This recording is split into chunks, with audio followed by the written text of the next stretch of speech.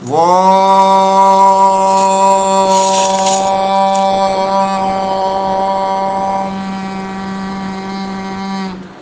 கணாநாம் த்வா கணபதிஹும் ஹவாமஹே கவிம் கவீனாமுபமஸ்ரவஸ்தமம் ஜேஷ்டராஜம் பிரம்மணாம் பிரம்மணஸ்பத ஆனஸ்ருண்வன்னோதிபிः சீதசாதனம்.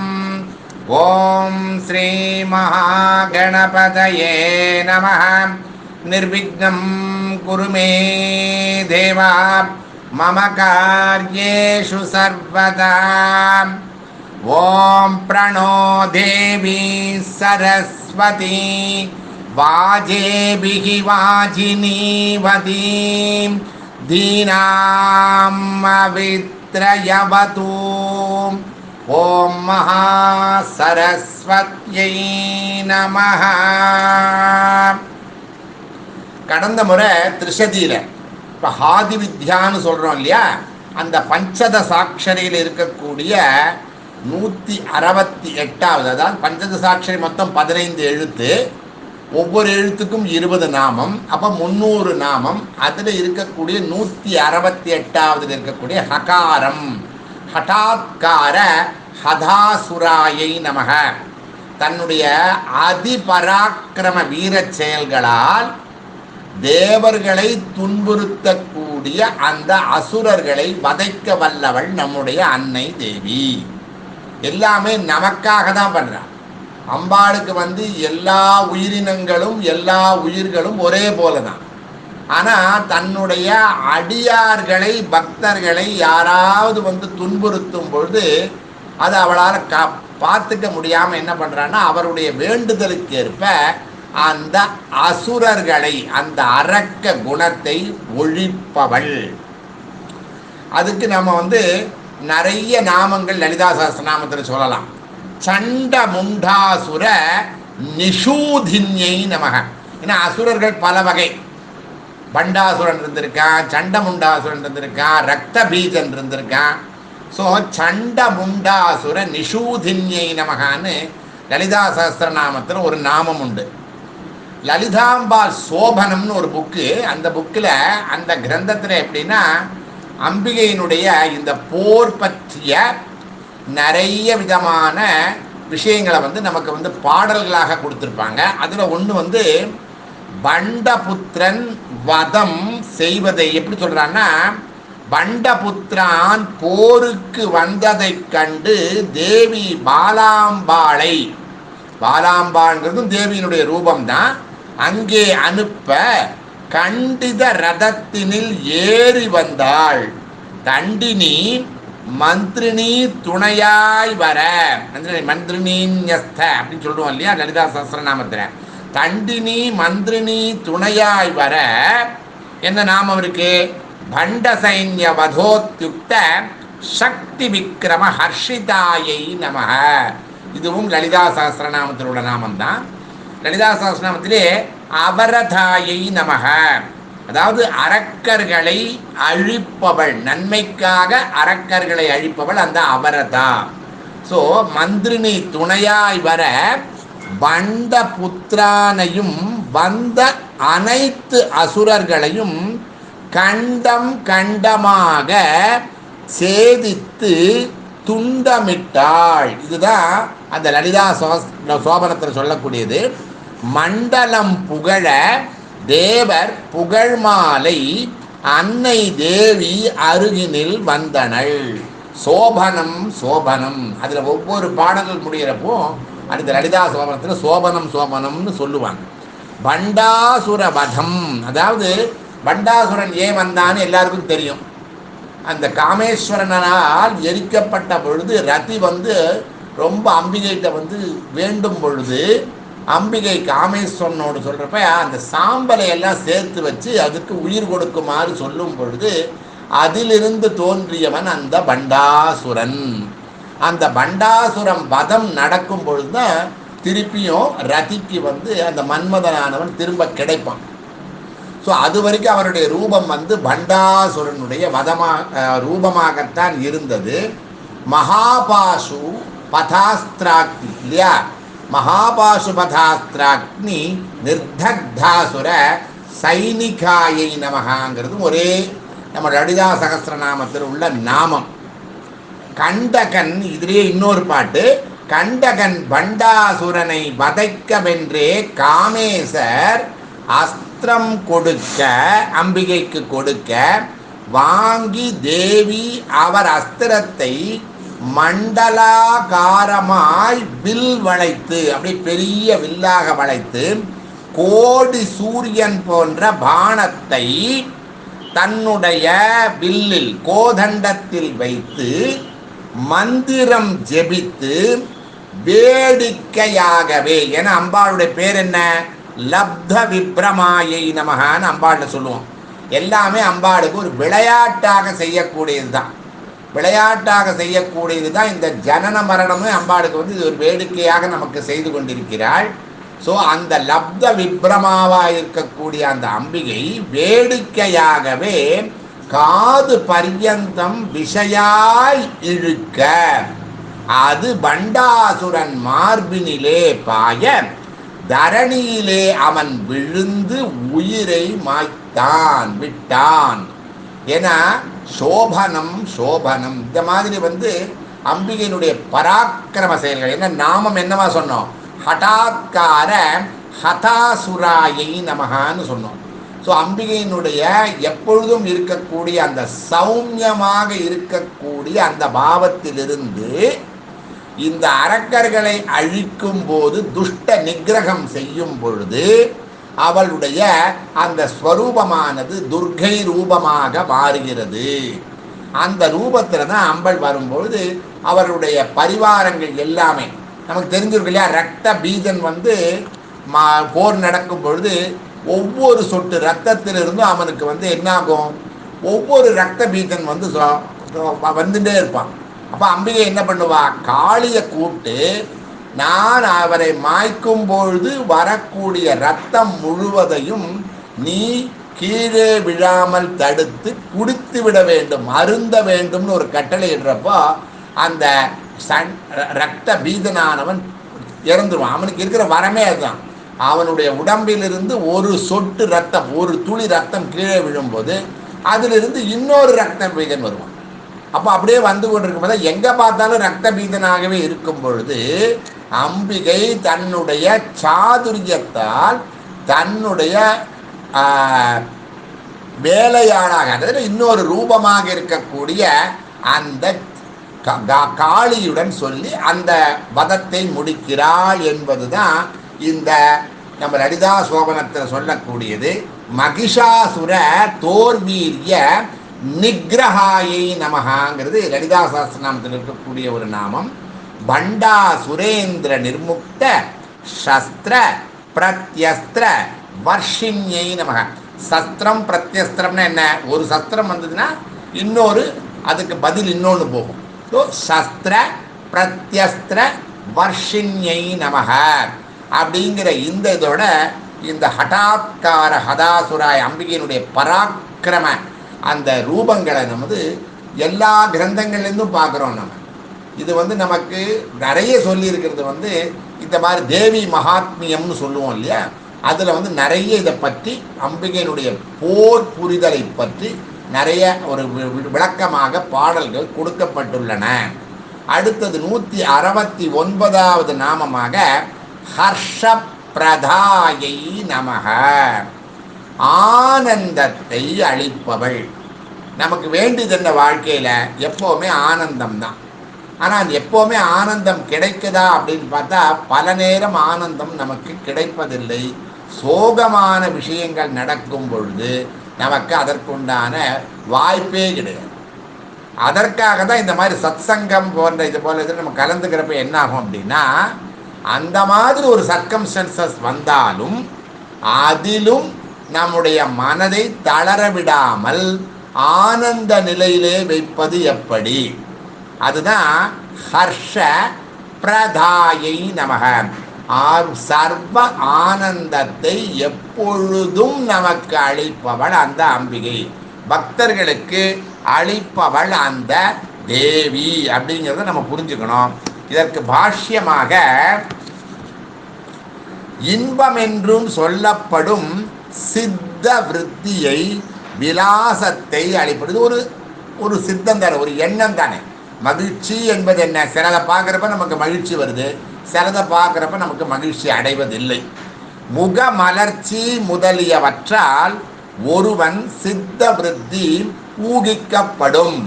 ஒரு மகிழ்ச்சியாக இருக்கிறப்ப நம்ம முகமானது அப்படியே, ஏன்னா face is the index of the mind அப்படின்னு சொல்லுவோம் இல்லையா. ஸோ நம்மளுடைய மனதானது நல்ல மகிழ்ச்சியாக இருக்கும் பொழுது முகமானது மலர்ந்து காணப்படும். நம்ம நிறைய பேரை பார்த்து சொல்கிறோம், ஏன் இன்னைக்கு டல்லாக இருக்கீங்க அப்படின்னு கேட்குறோம் இல்லையா. அப்படின்னா என்ன அர்த்தம்? ஏதோ ஒரு கவலை அவர்களை வாட்டிக் கொண்டிருக்கிறது என்று அர்த்தம். சித்த விருத்திகளில் ஆனந்தம் என்பது ஒன்று, ரொம்ப முக்கியமான ஒன்று.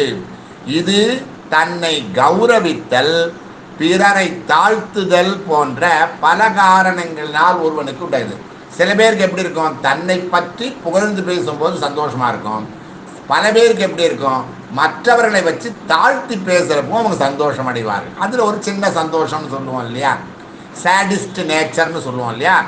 தன்னை கௌரவித்தல், பிறரை தாழ்த்துதல் முதலிய பல காரணங்களினால் ஒவ்வொரு சிலருக்கு ஆனந்தம் ஏற்படுகிறது. அதெல்லாம் ரொம்ப டெம்பரரி, ஹைலி டெம்பரரி. அது இந்த சிற்றின்பங்கள் பேரின்ப வடிவமாக இருக்கக்கூடிய பராசக்தியினுடைய பிரபாவத்தினால் தான் உண்டாகிறது என்பது கருத்து. இது எப்படி புரிஞ்சுக்கணும் அப்படின்னா, அம்பிகை தான் உள்ளே இருக்கா, அந்த அம்பிகை தான் நமக்கு சந்தோஷமான சந்தர்ப்பங்களையும் உருவாக்கி கொடுக்கிறாள். அதே மாதிரி பல சமயங்களில் சோகமாக இல்லைன்னா கொஞ்சம் மகிழ்ச்சி கம்மியாக இருக்கக்கூடிய நிகழ்ச்சிகளையும் ஏற்படுத்தி கொடுக்கிறாள் என்பதை நம்ம புரிஞ்சுக்கணும்.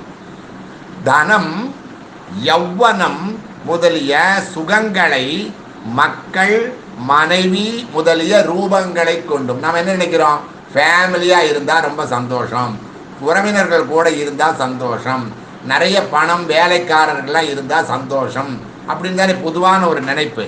தனம், யௌவனம் முதலிய அல்ப சுகங்களை மக்கள், மனைவி முதலிய ரூபங்களை கொண்டும் போகாதி அனுபவங்கள் மூலமாகும். சில பேருக்கு தன்னா சாப்பிட்டா ரொம்ப சந்தோஷமாக இருக்கும், சில பேருக்கு இருக்கும் தூங்கினா நல்ல சந்தோஷமாக இருக்கும். ஸோ தூங்கினா போதும், எனக்கு வேற ஒன்றுமே வேண்டாம் அப்படின்னு சொல்லக்கூடியவர்கள் இருக்காங்க. ஸோ அந்த போகாதி அனுபவங்களை அனுபவிக்கும் பொழுதும் இந்த சந்தோஷமானது ஏற்படுகிறது. த்யதி என்ற பதத்திற்கு கண்டயதி என்ற அர்த்தத்திலிருந்து விளங்குகிறது. த்யதின்னு ஒரு அந்த சொற்றொடர் கண்டயதி என்ற அர்த்தத்திலிருந்து விளங்குகிறது. அதான் என்ன? சுகானுபவங்கள் மூலமாக நம்முடைய பிராரப்த புண்ணியங்கள் அழிகின்றன. நம்ம சொல்கிறோம் இல்லையா, நம்ம துக்கம் வந்ததுன்னா என்ன ஆகும்? பாவங்கள் அழிகின்றனன்னு சொல்கிறோம் இல்லையா. அதே மாதிரி நாம் சுகத்தை மேலும் மேலும் மேலும் மேலும் அனுபவிக்கும் பொழுது நாம் செய்த புண்ணியமானது குறைந்து கொண்டே வருகிறது. ஸோ நமக்கு சுகம் வந்தால் சந்தோஷம்தான், ஆனால் அதே நேரத்தில் நம்முடைய புண்ணியத்தினுடைய அளவும் அங்கே குறைந்து கொண்டு தான் வருகிறது. தாயுமான சுவாமி என்ன சொல்றாரு பார்ப்போம். இந்த ஆனந்தமாக இருக்கக்கூடிய அந்த இறைவனுடைய ரூபம் இருக்கு இல்லையா, பார்க்கும் இடம் அனைத்தும் ஒரு நீக்கமர நிறைகின்ற பரிபூரண ஆனந்தமே. அவருடைய பரிபூரானந்தம் அப்படிங்கிற அந்த இதில் பகுதியில் எல்லாமே இப்படி தான் முடியும்.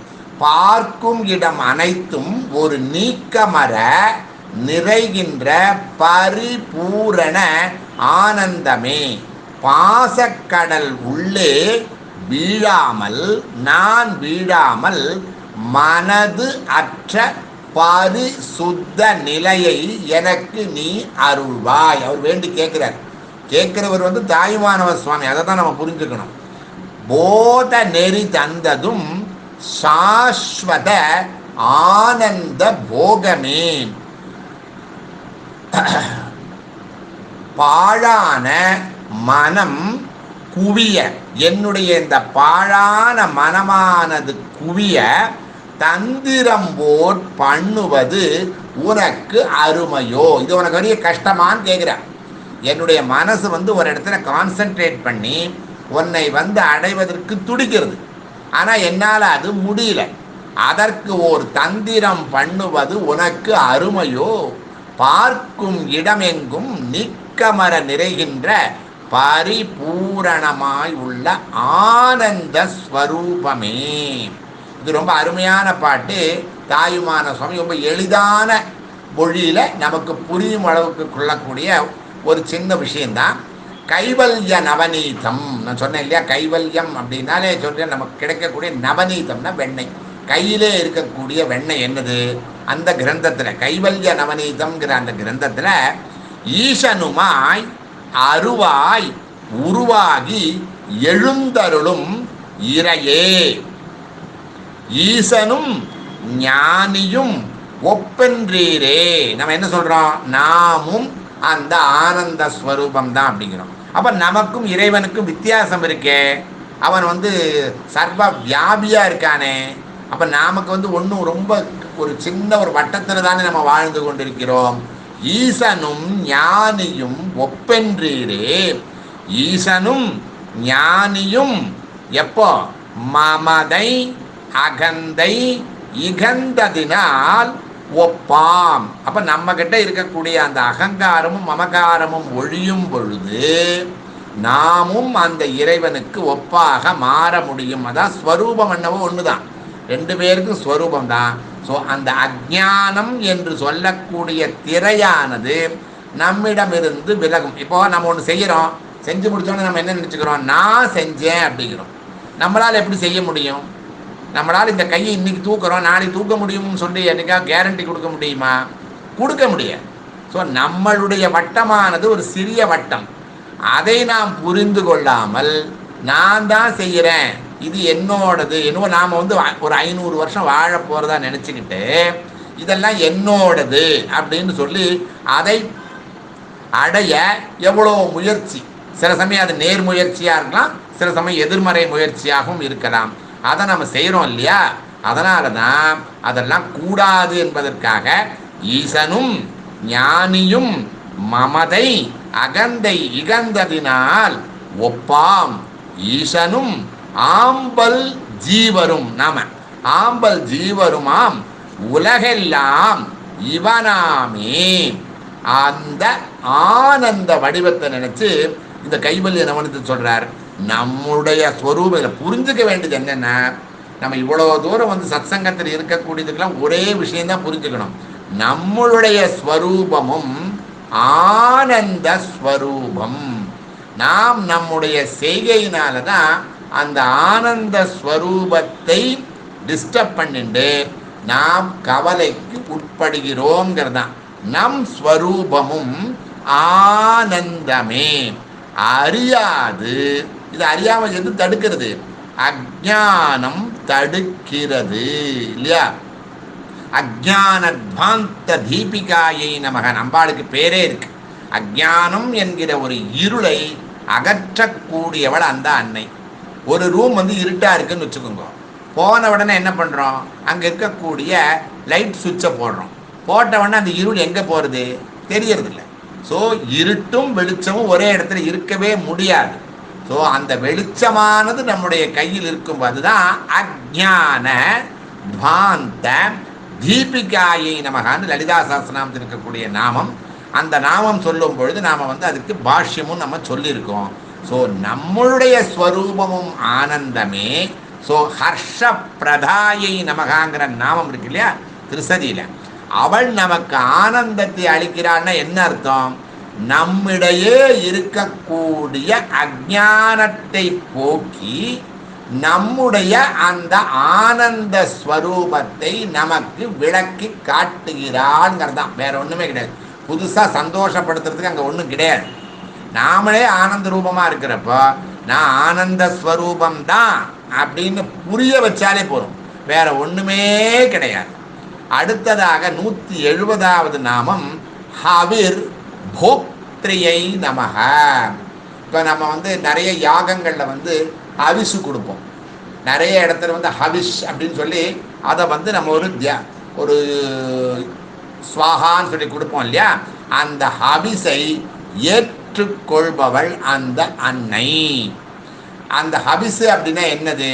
அந்த யாகத்தினுடைய ஒரு பலாபலன். ஏன்னா இப்போ இன்னைக்கு ஹவிசு நம்ம வந்து அக்னியில் போடுறோம்னா அதற்கு நமக்கு பின்னாடி ஒரு பலனாக வரும். எந்தெந்த தியானம் நம்ம வந்து அக்னியில் வந்து யாகத்தில் கொடுக்குறோமோ, அவிஷா கொடுக்குறோமோ, அது அனைத்துமே நமக்கு ஏதோ ஒரு வகையில் திரும்ப வரப்போவது தான். ரெட்டிப்பாக கூட வரலாம். ஸோ வசு ருத்ர ஆதித்யர்களாக இருந்து கொண்டு யஜமானனால் அக்னியில் ஆகுதி செய்யப்பட்ட ஹவிசுகளை அக்னிக்கு நம்ம எப்படி கொடுக்குறோம்? ஸ்வாகா. ஸ்வாகா யாரு? அக்னியினுடைய மனைவியாக சொல்லப்படுவது. ஸ்வாகா என்ற மந்திர வாயிலாக தன் வசம் ஆக்கிக் கொள்பவள் அந்த அன்னை. நம்ம எந்த ரூபத்தில் நாம வந்து ஆகுதி கொடுத்தாலும் அதை அம்பிகையானவள் அந்த ரூபத்திலே போய் வாங்கிக்கிறான்னு அர்த்தம். நம்ம இந்திராய ஸ்வாகான்னு சொன்னாலும் சரி, வருணாய ஸ்வாகான்னு சொன்னாலும் சரி, அது போய் சேருமிடம் எங்கே அப்படின்னா அம்பிகையினுடைய பாதார விந்தங்கள் தான். அதைத்தான் என்ன சொல்றா? மந்திர வாயிலாக தன்னுடைய வசம் ஆக்கிக் கொள்பவள் அந்த அன்னை பராசக்தி.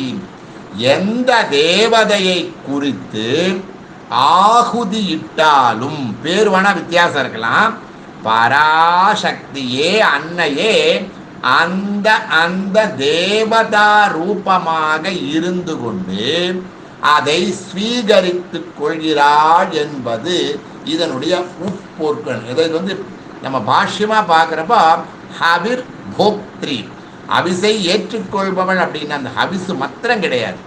நாம் என்ன வந்து அர்ப்பணித்தாலும் அது அம்பிகையே வந்து சேரும். என்ன காரணம்னா ச பிரம்ம சசிவ சகரி சேந்திர சோக்ஷர பரமஸ்வராட்.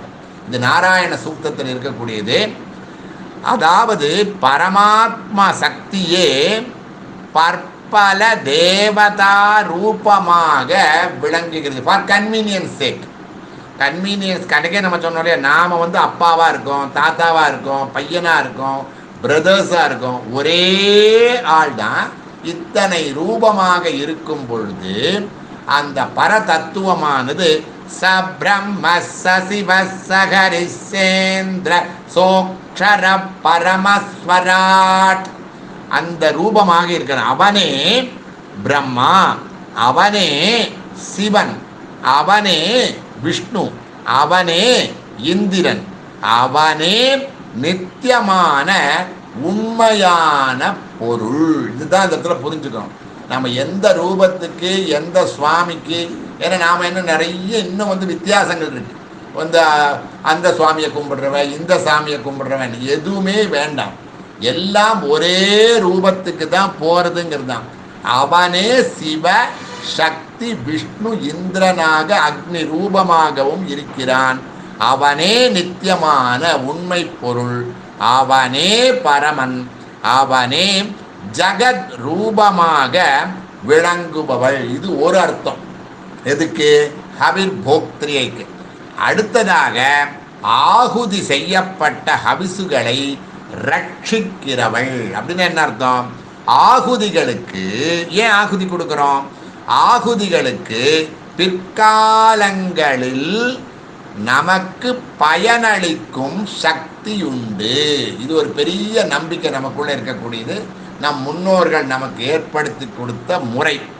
இவைகள் மறைந்து நின்று சூக்ஷ்ம ரூபமாய் அதிருஷ்டம்ங்கிறோம் இல்லையா, திருஷ்டம் அதிருஷ்டம். திருஷ்டம்னா நம்ம கண்ணுக்கு முன்னால தெரிகிறது, அதிருஷ்டம்னா அவனுக்கு பெரிய ஒரு அதிருஷ்டம்ங்கிறோம் இல்லையா. என்ன அர்த்தம்? காரணம் தெரியாமல் வரக்கூடியது. அதுதான் மறைந்து நின்று சூக்ஷ்ம ரூபமாய் யஜமானனின் ஜீவனில் சேர்ந்து வாசனைகள் பஞ்சபூத சூக்ஷ்ம தன்மாத்திரைகள் என்ற மாறுபாடுகளை அடைந்து மாயை அவித்யை என்று சொல்லப்படும் இயல்பாகவோ முக்தியை தரும் இயல்பு உடையவனவாகவோ விளங்குகிறது இல்லையா. தாத்தா செஞ்ச புண்ணியம் பேரனுக்கு வருதுங்கிறோம் இல்லையா.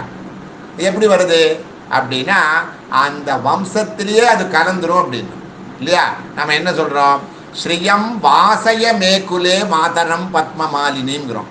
அம்பிகை லக்ஷ்மியை என்ன சொல்றோம், என்னுடைய குலத்துக்கே நீ ஸ்ரீயத்தை கொடுன்னு, எனக்கு கொடு உனக்கு கொடுன்னு அல்ல.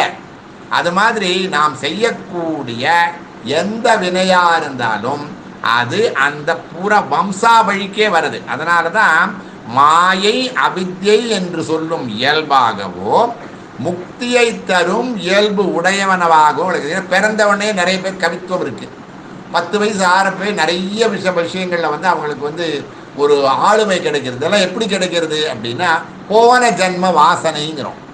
இப்போ இந்த போன ஜென்ம வாசனையெல்லாம் எங்கிருந்து வருது அப்படின்னா அவருடைய முன்னோர்கள் இது போன்று நிறைய யாகங்கள் செய்தவனவோ இல்லை நல்ல காரியங்கள் செய்தனவோ தான தர்மங்கள் செய்தவர்களாகவோ கட்டாயம் இருப்பார். அதனால தான் அந்த வாசனையானது தொடர்ந்து அந்த வம்சாவழிகளுக்கும் வருகிறது.